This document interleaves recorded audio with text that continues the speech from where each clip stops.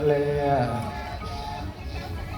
Bồ Rà Bồ Côl miền Pram Bay cơព្រះសង្ឃដែលបានសម្រេចនៅសត្តាបដិមៈមួយសត្តាបដិផលមួយសកតិគានិមៈមួយសកតិគា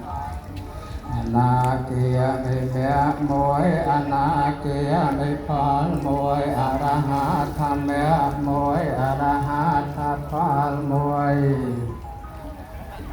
សាវកសង្ឃោព្រះសង្ឃទាំងនោះជាសង្ឃសាវកនៃព្រះធម្មព្រះភិយអាខ្លួនឯងយកលោកគួរទទួលនៅចតបាយចាយដែលបុគ្គលទៅជាពួរហើយឡើងមកអំពីចងហើយបងអើចូលមកក៏ជាបាខ្លួនឯងយកលោកគួរទទួលនៅអាខន្តបទានគឺទានហើយបុគ្គលទាំងឡាយ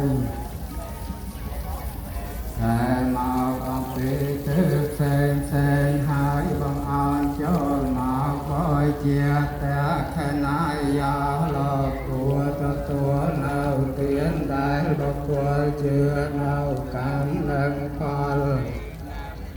បូជាអញ្ចလိករណៃយាលោកគួរដល់អញ្ចလိកម្មដែលសាធវលោកបៃធ្វើអនុត្តរੰបញ្ញខេតាំង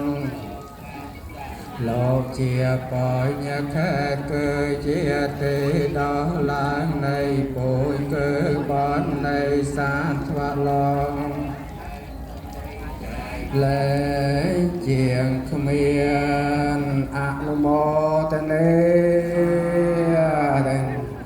អនុមោទនាក្នុងការស្រោចស្រពសកលវិរិយសង្ឃរតដែលជាស្រែបុណ្យដ៏ប្រសើររបស់យើងទាំងអស់គ្នាសូមអនុមោទនាសង្ឃោវិសុទ្ធោ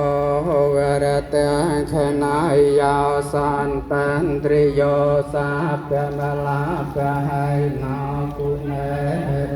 កេតិសមេតិបាតា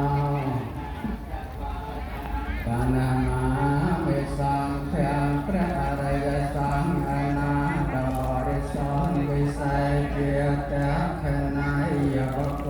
លប្រសាមានអន្តរីរងាហើយមានវន្តពេលទៅរាជាពិកលេកគង